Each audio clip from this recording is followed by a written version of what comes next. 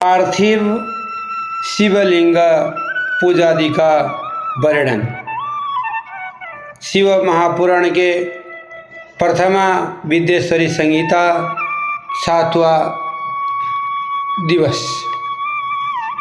पार्थिव शिवलिंग पूजादि का वर्णन। ऋषि बोले, हे सुत जी, आपने पार्थिव महेश्वर की जैसे महिमा वेद व्यास जी से सुना हो, वह सब भी कृपा कर हम लोगों को सुनाइए। तब सुत जी ने बोले, हे ऋषियों, मैं तुम्हारी श्रद्धा भक्ति से प्रसन्न होकर शिव के पार्थिव लिंग की महिमा का वर्णन करता हूँ।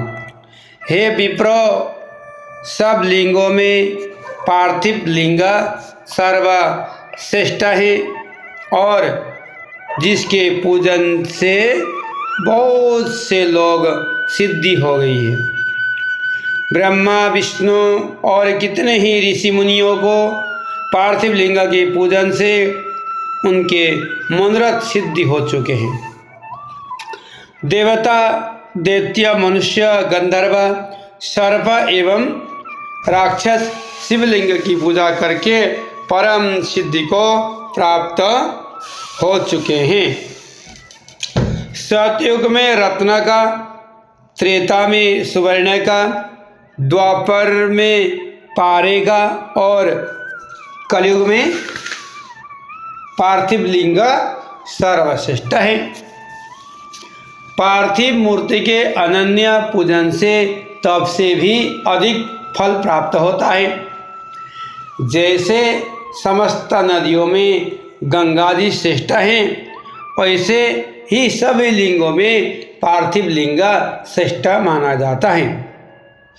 जैसे सब मंत्रों में ओमकार मंत्र महान है, ऐसे ही सब लिंगों में पार्थिव श्रेष्ठ आराध्य और पूजनीय है। जैसे सब वर्णों में ब्राह्मण श्रेष्ठ हैं, सब पुरियों में काशीपुरी सर्वोत्तम है।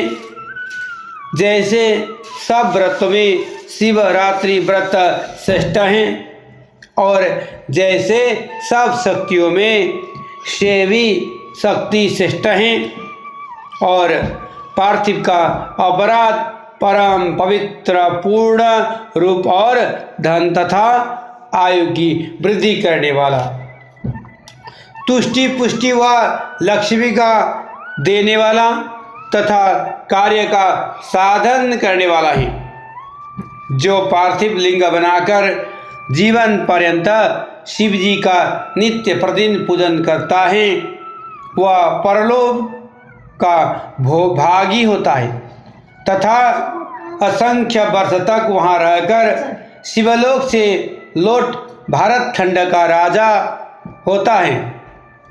निष्काम भावना से जो नित्य पार्थिव लिंग का पूजन करता है, उसे साहित्य मुक्ति प्राप्त होता है। जो ब्राह्मण होकर भी पार्थिव लिंग की पूजा नहीं करता, वह अत्यंत दारुण शूल नामक घोर नरक को प्राप्त होता है।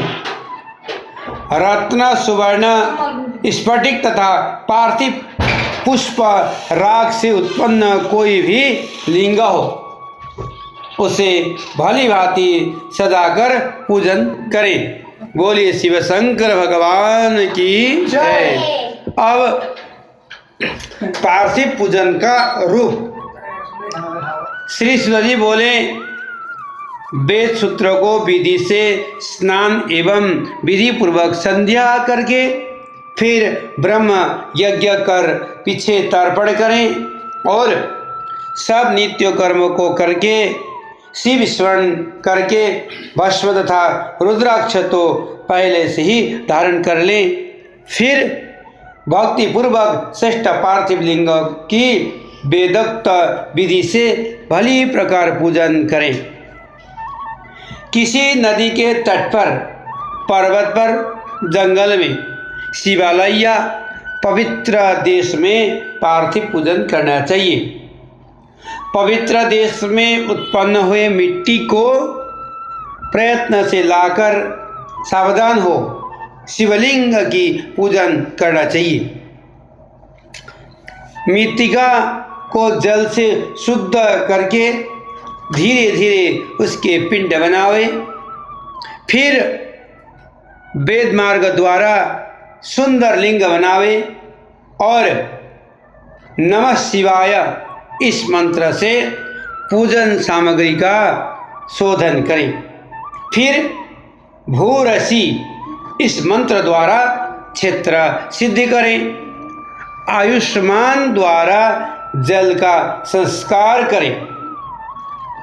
नमस्ते रुद्र इस मंत्र से स्फटिक मंत्र करें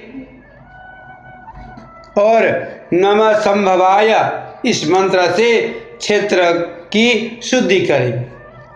नमः मंत्र से पंचामृत प्रोक्षण करें। नमो नीलग्रीवाय इस मंत्र से लिंग की प्रतिष्ठा करें और एतत्रुदाय मंत्र से भक्ति सहित रमणीय आसन देवें। मनोमहंतम इस मंत्र से आह्वान करें। जाते रुद्र इस मंत्र से उपवेश करें, स्थिर करें। यामिखुम इस मंत्र से शिव जी न्यास करें और अहो च दीदी इस मंत्र द्वारा स्नेह सहित अधिवास करें। ओसजी इस मंत्र द्वारा देवन्यास करके ओसो यो व समर्पिति इस मंत्र द्वारा उस संपूर्ण समर्पण करें। नमस्तो नीलग्रीवाय इस मंत्र से मनु द्वारा पाद्य स्नान रुद्र गायत्री द्वारा अर्घ्य देकर त्र्यंबक मंत्र द्वारा आचमन करावे। दधि कावड़ों इस मंत्र द्वारा दधि स्नान कराकर घृतयाव इस मंत्र द्वारा घृत से स्नान करावें। पृथिव्याम इस मंत्र द्वारा दूध स्नान करावें। इस तरह वेद की विधि से जो बुद्धिमान लोग शंकर जी का पूजन करते हैं उनको शिव जी उत्तम फल प्रदान करते हैं। शिव के नामों से ही पार्थिव लिंग की पूजा करें, जैसे हर महेश्वर शंभु शूलपाणी पिनाकधारी शिव पशुपति महादेव गिरिजापति आदि इस क्रम से मृत्तिका लाकर उसमें सुगंधित द्रव्य मिलावें। फिर सोने का शोधन करके प्रतिष्ठा और आह्वान करें। स्नान पूजन और क्षमा याचना करके विसर्जन करें। फिर भक्तिपूर्वक ओम नमः शिवाय मंत्र का जाप करता हुआ शिव जी का ध्यान नित्य प्रति करता रहें। इस प्रकार गुरु के दिए हुए पंचाक्षरी मंत्र को विधि सहित सदैव जपता रहें। शतरुद्रीय का पाठ करता रहें। हाथ में अक्षत और पुष्प लेकर श्रद्धा भक्ति सहित प्रसन्न चित्त हो इस प्रकार शंकर भगवान की प्रार्थना करें। हे मृकंड, आपके गुणों को जानने वाला, आप में चित्त को लगाने वाला मैं आपका दास हूँ। हे भूतनाथ, ऐसा जानकर आप मुझ पर कृपा कीजिए। हे शिवे, ज्ञान से मैंने जो कुछ भी आपका पूजनादि किया है वो आपकी कृपा से सफल हो। हे गौरीश, मैं तो महापापी हूँ और आप पतित पावन हैं। ऐसा जानकर आपकी जैसी इच्छा हो वैसा करें। हे महेश्वर, मैं सब भाव में आपका ही दास हूँ। हे परमेश्वर, आप मेरी रक्षा करें और मुझ पर प्रसन्न होए। इस प्रकार कहते हुए हाथ में लिए उन अक्षत और पुष्प की शिव जी के ऊपर चढ़ावे।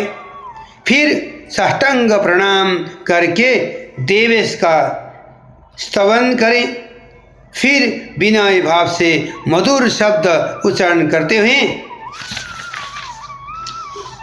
प्रमाण करें और तत्पश्चात पूजन विसर्जन करें। बोले शिव शंकर भगवान की जय। अब शिवलिंग की संख्या।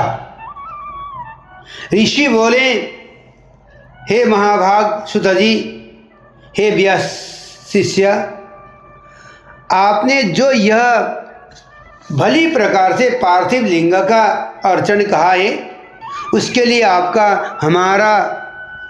हमारा नमस्कार है। हे दीनवत्सल, अब आप हम पर कृपा कर यह बतलाइए कि शिवजी के पार्थिव लिंगों की कुल कितनी संख्या है। तब श्री स्तुति जी बोले, हे ऋषियों, पार्थिव लिंग को संख्या कामना के अनुसार कही गई है।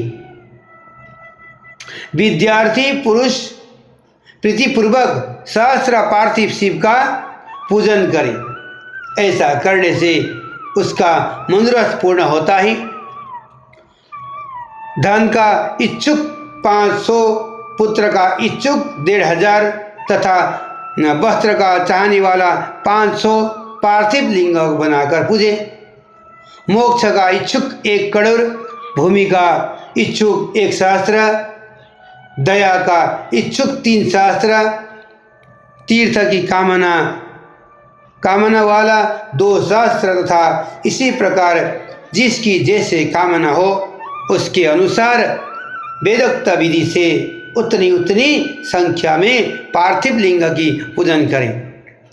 पार्थिव की पूजा करोड़ों यज्ञ का फल देने वाली है तथा कामार्थी मनुष्य को भी भक्ति और मुक्ति देने वाला है। परंतु जिसका समय बिना लिंग पूजा के ही व्यतीत होता है, वह तो महान दुर्वृत्त और दुरात्मा है और उसकी महान हानि होती है। क्योंकि एक और सब दान और विविध प्रकार के व्रत तथा तीर्थ नियम और यज्ञ हैं तथा एक और लिंग की पूजा है। कलयुग में और लोक में तो लिंग पूजा ही श्रेष्ठ कही है। इसके समान दूसरा कुछ नहीं है। यही शास्त्र का नियम है। भक्ति मुक्तिदाता लिंग अनेक आपत्तियों से बचाता है। ऐसे नित्य पूजने वाला शिव जी की साहित्य मुक्ति को प्राप्त करता है। शिव नाम मय लिंग की पूजा महर्षियों तक को नित्य करनी चाहिए। 4 अंगुल ऊंचा सुंदर वेदी से युक्त लिंग को उत्तम कहा गया है। उससे आधा मध्यम और उससे आधा अधम कहा गया है। चारों वेदों में और सब शास्त्रों में लिंग की आराधना के समान दूसरा पुण्य नहीं है। विद्वान को उचित है कि वह सब कर्म जालों को छोड़कर नित्य एक लिंग की ही पूजा करे, क्योंकि लिंग के अर्चन से संपूर्ण स्थावर जंगम जगत पूजित हो जाता है। संसार से तरने का इससे सुंदर उपाय दूसरा नहीं है। ब्राह्मण हो, क्षत्रिय, वैश्य, स्त्री तथा अन्य सभी जातियों को शिवलिंग की पूजा करने का अधिकार है। द्विजों को वैदिक मार्ग से पूजा करनी चाहिए, अन्य मार्ग से नहीं। और दधीचि, गौतम, आदि ब्राह्मणों के साप से दग्ध चित्त वाले एवं उसके वंशजों को जिनकी वैदिक कर्म में श्रद्धा नहीं है, जो वेद स्मृति के कर्म को न अपना कर दूसरे कर्म का आचरण करते हैं, उनके संकल्प नहीं प्राप्त होता। उन्हें चाहिए कि वे उसी स्थान पर त्रिजगमय अष्टमूर्ति का पूजन करें। पृथ्वी, जल, अग्नि, वायु, आकाश, सूर्य, चंद्रमा और यजमान, ये 8 मूर्ति पूज्य हैं। सर्व, भय, रुद्र, उग्र, भीम, ईश्वर, महादेव, पशुपति, इसका मूर्ति द्वारा पूजन करें। देव कर्म को रात्रि में सर्वदा उत्तराभिमुख होकर करें। इसी प्रकार पवित्रता से युक्त हो उत्तम की और उत्तर की ओर मुँह करके शिव जी का पूजन करें। शिव जी के आगे पूर्व को न बैठे और शक्ति सहित दक्षिण को न बैठे और न ही पश्चिम को बैठे, किंतु उत्तर को ही बैठे। साथ ही भस्म और रुद्राक्ष की माला तथा बिना बेलपत्र के ज्ञानीजन शंकर जी का पूजन न करें। शिव जी की पूजा में भस्म न मिले तो मृत्तिका से ललाट पर त्रिपुंड लगा लेवे। बोले शिव शंकर भगवान की जय। लगा ले शिव नैवेद्य भक्षण निर्णय एवं बिल्वपत्र महात्मा। ऋषि बोले, हमने पूर्व में सुना है कि शिव नैवेद्य अग्राह्य अर्थात ग्रहण योग्य नहीं है। अतएव हे मुने, इसका और बिल्वपत्र के महात्मा का निर्णय कीजिए। तब सुरजी बोले कि हे मुनियों, आप लोग धन्य हैं, क्योंकि आप सभी शिव जी के भक्त हैं। अब सावधान होकर सुनिए। मैं वह सब प्रीति सहित कहूँगा जो कि आप लोगों ने पूछा है। शिव जी का भक्त पवित्र, शुद्ध, सत्यव्रती और दृढ़ निश्चय वाला होना चाहिए। ऐसा भक्त शिव जी का नैवेद्य भक्षण करने में अग्राह्य भावना को नहीं करता। शिव जी के नैवेद्य को देखकर तो पाप दूर से ही भाग जाता है और उसको भक्षण करने पर तो अनेक पुण्य प्राप्त होते हैं। शिव नैवेद्य का भक्षण करने से तो हजारों अरबों यज्ञ से बढ़कर शिव सायुज्य की प्राप्ति होती है। जिसके घर में शिव जी के नैवेद्य का प्रचार होता है, उसका सारा घर तो पवित्र ही है, साथ ही वह अन्य घरों को भी पवित्र कर देता है। अतएव शिव नैवेद्य को आया हुआ देखकर प्रसन्नतापूर्वक उसे शिरोधार्य कर शिव जी का स्मरण करता हुआ बड़े प्रयत्न से उसे भक्षण करना योग्य है। और शिव नैवेद्य को अग्राह्य समझकर उसे ग्रहण करने में जो विलंब करते हैं, उस मनुष्य को पाप लगता है। वह बड़ा ही पापी है और नरक में जाता है। जो शिव नैवेद्य के ग्रहण की इच्छा नहीं करता, शिव दीक्षा से दीक्षित भक्त को शिव नैवेद्य भक्षण करना बड़ा शुभ पद है। शिव नैवेद्य ग्रहण कर ब्रह्म हत्यारा भी पवित्र हो जाता है। हाँ, जहाँ चांडालों का अधिकार नहीं है, वहाँ का महाप्रसाद भक्तिपूर्वक भक्षण करना चाहिए।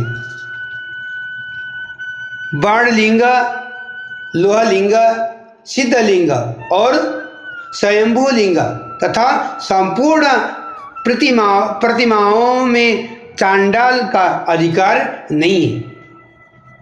हे मुनीश्वरों, हे मुनिवरों, लिंग के ऊपर का द्रव्य अवश्य ही अग्राह्य है, किंतु जो लिंग के स्पर्श से अलग है वह पवित्र है।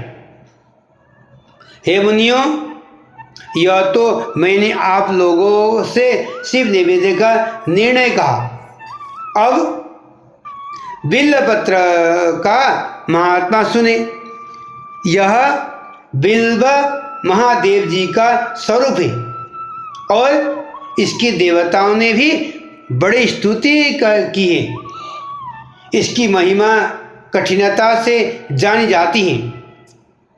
संसार में जितने भी पवित्र और प्रसिद्ध तीर्थ हैं वे सब बिल्व मूल में ही निवास करते हैं, क्योंकि बिल्व मूल में लिंग रूपी अव्यय महादेव का वास रखता है और जो पुण्यात्मा इसकी पूजा करता है वह निश्चय ही शिव जी को प्राप्त होता है। ऐसे बिल्व मूल में जो शिव जी को जल चढ़ाते हैं मानो वह सब तीर्थ में स्नान कर चुका और वह पृथ्वी में पवित्र है। जो मनुष्य बिल्व मूल को गंध पुष्पादि से पूजता है वह शिवलोक को प्राप्त होता है तथा उसे संतान और सुख की वृद्धि होती है। जो आदरपूर्वक बिल्व मूल में दीपक जलाता है तथा उसकी शाखा को लेकर हाथ से उसके नवीन पत्ते ग्रहण कर बिल्व की पूजा करता है वह सब पाप से छूट जाता है। तथा जो बिल्व मूल में किसी शिव भक्तों को भक्तिपूर्वक भोजन कराता है तथा जो बिल्व मूल में दूध घी सहित अन्न किसी शिव भक्त को देता है वह कभी दरिद्र नहीं होता। हे विप्रो, इस प्रकार का बिल्व पूजन प्रकृति और नैमित्तिक दोनों धर्म वाले के लिए उत्तम है।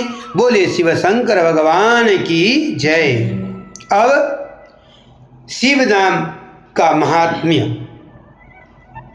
ऋषि बोले,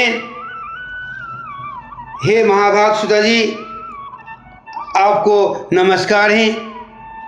अब आप हमें भस्म की महिमा सुनाइए तथा रुद्राक्ष का महात्मा और शिव जी के उत्तम नाम का महात्मा भी कहिए, जिसे सुनकर हमारा चित्त प्रसन्न हो। तब सुत जी बोले, ऋषियों, आप लोग ने बड़ी उत्तम वार्ता पूछी। आप धन्य, पवित्र और कुल के भूषण हैं, क्योंकि लोक में जिन्हें शिव जी ही परम प्रिय हैं और जिनके साक्षात शिव ही परम देवता हैं वे धन्य हैं और कृतार्थ हैं। उनका देह धारण करना सफल है। जो शिव जी की उपासना करता है मानो उन्हें अपने कुल का उद्धार कर लिया। उसी का मुख पवित्र है। जो शिव शिव करता हुआ सर्वदा शिव जी को नमस्कार करता रहता है। हे ऋषियों, शिव जी का नाम, विभूति और रुद्राक्ष ये तीनों महापुण्य रूप त्रिवेणी फल के समान कहे गए हैं और जो इन तीनों को नित्य अपने शरीर में धारण किए रहता है उसके दर्शन से पाप दूर हो जाता है। उसका दर्शन त्रिवेणी के समान है, इसमें कुछ भी अंतर नहीं है। तथा जो इस प्रकार नहीं जानता वह निस्संदेह पापी है। जिसके मस्तक में विभूति नहीं है और अंग में रुद्राक्ष नहीं है तथा जिसके मुख में शिवम की वाणी नहीं है, उसे अधम के समान त्याग देना चाहिए। शिव जी का नाम गंगा, विभूति, यमुना तथा रुद्राक्ष पाप नाशिनी सरस्वती है, और जिसके शरीर में ये तीनों हैं, ऐसे भक्त के दर्शन से त्रिवेणी के स्नान के समान फल प्राप्त होता है। जब जगत के हितकारी श्री ब्रह्मा जी ने इसकी तुलना की तो ये तीनों समान सिद्ध हुए। उसी दिन से ब्रह्मा जी आदि देवों ने इन तीनों को धारण किया, जिनके दर्शन से पाप नष्ट हो जाता है। अतः एवं पंडितों को सदा विभूति धारण करना चाहिए। बोले शिव शंकर भगवान की जय। अब शिव नाम का महिमा। ऋषि बोले हैं सुत जी, रुद्राक्ष तथा शिव नाम की महिमा किस प्रकार करनी चाहिए? सुत जी बोले, हे ऋषियों, भस्म, रुद्राक्ष, शिव नाम ये तीनों त्रिवेणी के समान महापुण्यमय हैं। जहाँ इन तीनों का निवास हो, उसके दर्शन मात्र से त्रिवेणी के स्नान का फल प्राप्त हो जाता है। यह तीनों जिसके शरीर में रहते हैं, उसका दर्शन भी पाप नाशक एवं परम दुर्लभ हो। शिव नाम गंगा जी, भस्म यमुना जी, रुद्राक्ष सरस्वती ये तीनों पाप नाशक हैं। इसलिए इन तीनों को सदैव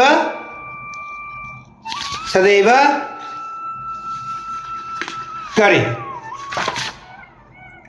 धारण करें। इसे ब्रह्मांड भर में असत से परे केवल शिव ही जानते हैं। सत्य समझो कि शिव नाम दावाग्नि है और महापाप पर्वत है। उससे यह पाप रूपी पर्वत शीघ्र ही जल जाते हैं। अनेक पाप मूल एक ही शिव नाम लेने से नष्ट हो जाता है। हे ऋषियों, यदि सब पापों की राशि ब्रह्म हत्या लगी हो तो उसे भी शिव नाम नष्ट कर देता है। जो शिव नाम रूपी नौका पाकर भव सागर से तर जाता है, उसके भव रूपी पापों समूह निस्संदेह नष्ट हो जाता है। हे मुनिवरों, जिसने अनेक जन्म में तप किया है, उसे सर्व पापनाशिनी शिव दुर्लभ भक्ति मिलती है। जिसका अनेक पाप करके भी शिव भक्ति में मन लग गया है, उसके समस्त पाप निस्संदेह नष्ट हो जाता है। जिसके नित्य भस्म लगाने से अंग पवित्र हो गए हैं और आदर सहित शिव नाम जपता है, हे सोनका जी, वह भी इस अथाह भवसागर से पार हो जाता है। हे मुने, पहले इंद्रदुम्न नाम का एक महापापी राजा हुआ था और एक ब्राह्मण पत्नी भी महापापिनी हो चुकी है। इन दोनों ने भी शिव नाम के प्रताप से ही सद्गति प्राप्त की थी। बोले शिव शंकर भगवान की जय। अब भस्म महात्मा। अब सुत जी फिर से बोले, संपूर्ण मंगल को देने वाली भस्म दो प्रकार की होती है, एक महाभस्म, दूसरी स्वल्प भस्म। महाभस्म नाना प्रकार की होती हैं और जो शोध स्मार्त और लौकिक भेद से वह भस्म 3 प्रकार की होती है तथा स्वल्प संज्ञक भस्म भी बहुत प्रकार से कही गई है। इसमें श्रोत और स्मार्त भस्म तो द्विजों के लिए है और लौकिक भस्म दूसरे के लिए हैं। द्विजों को मंत्र द्वारा भस्म धारण करना चाहिए और दूसरों को बिना मंत्र के धारण करना कहा है। गोबर से सनी हुई भस्म को अग्न्या कहते हैं और इसे भी त्रिपुंड किया जाता है, परंतु विद्वानों को अग्निहोत्र से उत्पन्न हुए भस्म को धारण करना चाहिए। वर्णाश्रमी को उचित है कि वह आलस्य रहित होकर नित्य भस्म से उद्धूलन और तिरक्षा त्रिपुंड धारण करे। इससे अर्थात शिव और विष्णु से संयुक्त होने के कारण उस पर उमा लक्ष्मी तथा और से वह नित्य प्रशंसनीय होता रहता है। ब्राह्मण, क्षत्रिय, वैश्य, शूद्र, संकर वर्ण तथा अपभ्रंश से भी उत्पन्न ने त्रिपुंड द्वारा भस्म और उद्धूलन धारण किया है। जो भस्म और त्रिपुंड को श्रद्धा सहित नहीं धारण करता वह ब्रह्मश्रमी नहीं है। उनको 100 करोड़ कल्प में भी शिव ज्ञान की प्राप्ति नहीं होती। वे महापातक से युक्त होने से ऐसा शास्त्र का निर्णय है। उनका किया हुआ सारा कर्म विपरीत फलदायक होता है। हे मुने, जो प्राणी पापी हैं उनको भस्म और त्रिपुंड में देश होता है, परंतु जो आत्मज्ञानी पुरुष है वह शिवाग्नि से सायुक्षेति मंत्र द्वारा भस्म लेकर लगाता है और वह भस्म के स्पर्श मात्र से ही सारा पापों से छूट जाता है। जो तीनों संध्या में श्वेत भस्म से त्रिपुंड लगाता है वह सब पाप से छूटकर शिव जी के साथ आनंदित होता है। यदि भस्म से स्नान न किया हो तो षडाक्षर का जप न करे। भस्म का त्रिपुंड धारण कर ही विधिपूर्वक जप करे। निर्दयी, अधम या सब पापों से पूर्ण को भी वासना युक्त मूर्ख या पतित जैसा भी हो, विभूति धारण करने वाला जिस देश में निवास करता है वहाँ सभी तीर्थ और यज्ञों का निवास होता है। अधिक क्या कहें, विद्वानों को सदैव भस्म धारण लिंग का पूजन और षडाक्षर मंत्र का जप करना चाहिए। हे मुनियों, हे मुनिवरों, मैं तो क्या ब्रह्मा, विष्णु, रुद्र, मुनि और देवता भी भस्म धारण के महात्मा को कहने में असमर्थ है। भस्मधारी तो ताड़ना देना पाप है। मानस्तु के इस मंत्र से मंत्रित भस्म को धारण करना चाहिए। ब्राह्मण, क्षत्रिय और भक्तिमान पुरुष यह कहकर अपने अंग में भस्म लगावें तथा त्र्यंबकम मंत्र से वैश्व और पंचाक्षर मंत्र से शूद्र लगावें और अन्य विधवा स्त्रियों को भी शूद्र की तरह विधि कहिए। अघोर मंत्र से वनवासी और यति प्रणव मंत्र से त्रिपुंडधारी धारण करें। जो वर्णाश्रम को पार कर चुका है वह शिवोह मंत्र से तथा शिव योगी ईशान मंत्र से भस्म धारण करें। किसी भी वर्ण को भस्म का त्याग न करना चाहिए, ऐसे शिव जी की आज्ञा है। भस्म और त्रिपुंडधारी सभी पातक से मुक्त हो जाता है। भस्म को धारण करने वाला विशेषकर स्त्री हत्या, गौ हत्या अश्वहत्या से छूट जाता है, इसमें संदेह नहीं है। त्रिपुंड धारण करने वाला अपने से पहले हुए सहस्त्रों और होने वाले सहस्त्रों वंशधारों को तार देता है। संपूर्ण उपनिषदों के सार को बार बार अवलोकन कर यही एक निर्णय किया गया है कि त्रिपुंड धारण करने वाला सर्वश्रेष्ठ माना गया है। सब तीर्थों में जो पुण्य और फल है वह फल भस्म से स्नान करने वाले मनुष्य को प्राप्त होता है। भस्म स्नान परम तीर्थ है। भस्म स्नान दिन दिन गंगा का स्नान है। भस्म रूपी साक्षात शिव है तथा भस्म त्रिलोकी को पवित्र करने वाली है। भस्म स्नान के समान कोई भी स्नान, ध्यान, दान और जप नहीं है। जो नित्य त्रिपुंड धारण करता है वह भुक्ति को पाने वाला सच्चा भक्त है।